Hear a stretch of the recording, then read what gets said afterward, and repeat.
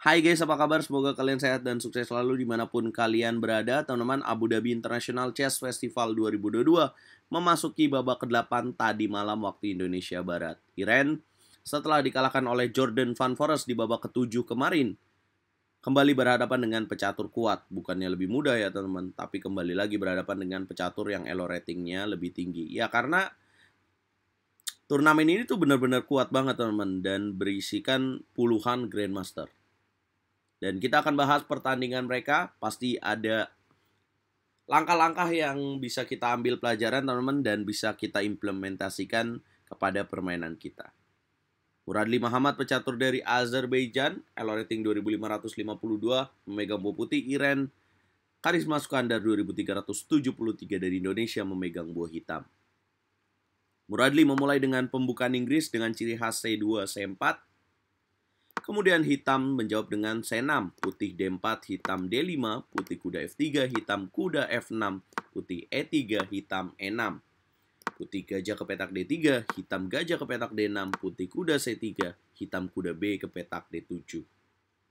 Nah, teman-teman kalian kalau menjadi pemain putih bisa meniru Muradli Muhammad. Ini pembukaan Queen Gambit Decline. Dan di langkah berikutnya, sebagai pemain putih kalian bisa pilih 3 langkah terbaiknya nih teman-teman.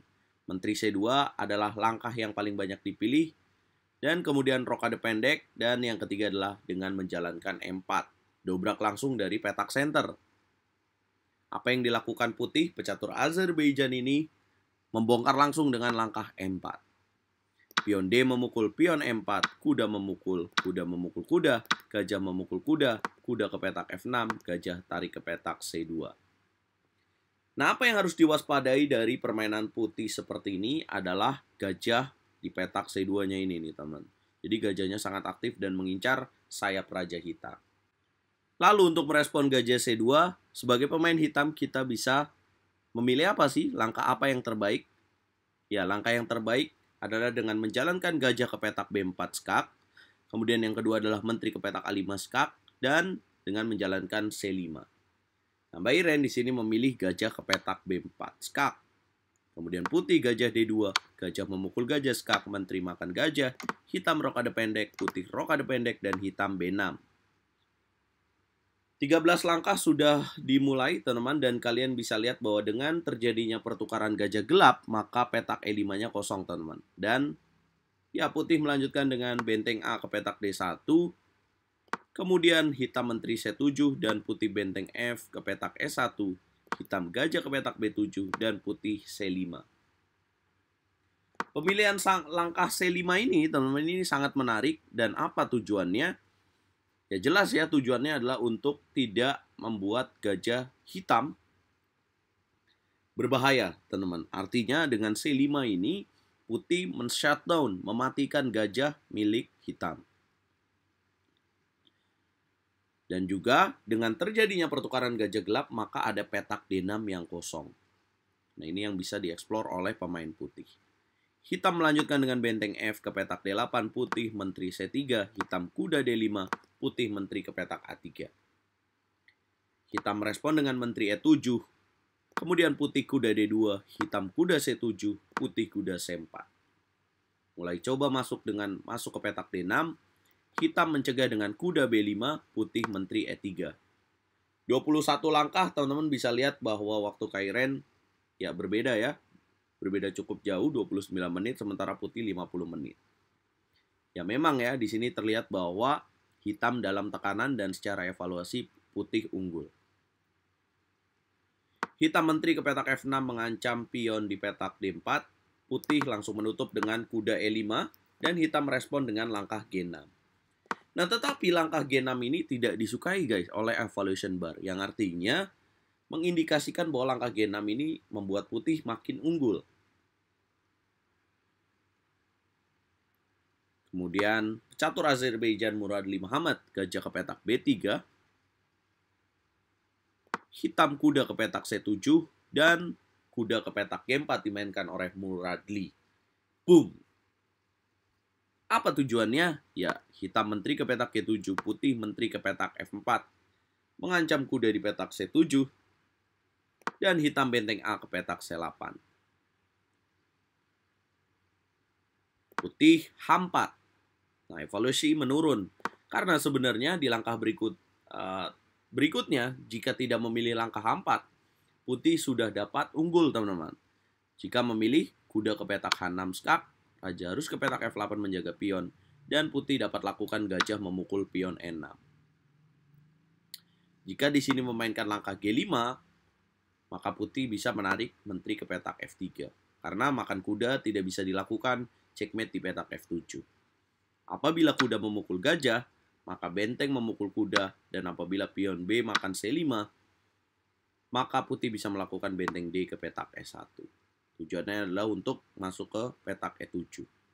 Jika benteng menjaga, maka putih bisa lanjutkan dengan menteri ke petak F5. Wow, tujuannya adalah untuk mengambil pion C5 dan skakmat di baris akhir. Nah, Muradli menjalankan H4, Kairen waktunya tinggal di bawah 10 menit. Hitam pion B makan C5, putih pion D makan C5. Benteng memukul benteng, benteng memukul benteng, kuda ke petak D5. Gajah pukul kuda, pion C memukul gajah, kuda ke petak F6 skak, raja ke petak H8, B4. Kemudian hitam H6, menteri ke petak E5 dimainkan oleh Muradli. Ya, ini tujuannya adalah untuk mengunci pergerakan dari menteri hitam, teman-teman. Dan kita bisa lihat bahwa putih memiliki pion promosi di petak C5. Dan ya, 3 pion melawan 1 pion. Hitam G5, putih benteng D4, hitam gajah ke petak A6, putih benteng ke petak G4, hitam menteri G6, pion H memukul G5, menteri ke petak B1 skak, raja ke petak H2, menteri ke petak F5, menteri memukul menteri, pion E memukul menteri, benteng ke petak H4. Kemudian raja G7, pion hitam kembali jatuh. Unggul 2 pion putih di langkah ke-39, hitam gajah ke petak C4, putih kuda H5 skak, raja ke petak G8, putih A3. Hitam benteng D8, putih C6, hitam D4, putih C7, benteng ke petak C8, benteng ke petak D6, raja ke petak H7, kuda ke petak F6, skak. Kemudian raja ke petak G6, F4. Hitam D3, putih benteng D8. Gajah ke petak E6, karena apabila benteng makan C7, skakmat dengan benteng ke petak G8. Gajah ke petak E6, benteng memukul pion, kemudian benteng pukul pion C7, putih kembali lagi dengan benteng D8, ide skakmat benteng G8, benteng C8, benteng memukul benteng, gajah pukul benteng, putih raja G3. Hitam raja G7, putih raja F2. Hitam raja F8, putih raja E3, hitam gajah B7, G3. Hitam raja E7, putih raja D4, raja D6, kuda E8. Ya, di langkah ke-56 Kairen menyerah. Ya, memang ini udah jelas unggul ya buat putih. Jika dilanjutkan dengan raja ke petak D7, maka putih ingin kuda ke petak G7. Jika gajah ke petak E4, maka putih akan melanjutkan dengan raja E5. Nah, teman-teman, pastinya kita doakan Kairen di babak terakhir nanti malam untuk menang, dan harus menang. Mengapa? Karena Kairen masih memiliki peluang untuk meraih norma Grandmaster pria, guys. Kenapa bisa? Ya, dengan 5,5 poin dari 9 babak, Kairen memiliki performa yang cukup bagus karena ya lawan yang dihadapinya nih luar biasa banget di turnamen ini.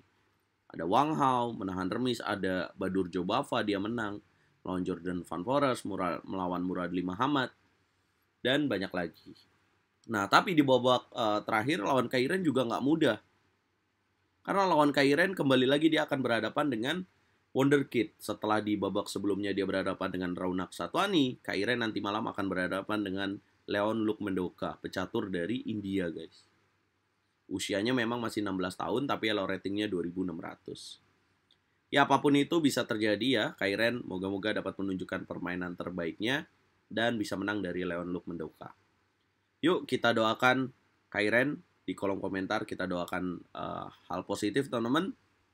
Dan jangan lupa saksikan live streamingnya nanti malam jam 8 malam waktu Indonesia Barat. Dukung terus pecatur Indonesia, dukung terus RL Chess Catur Yes Indonesia Jaya. Semangat Kairen!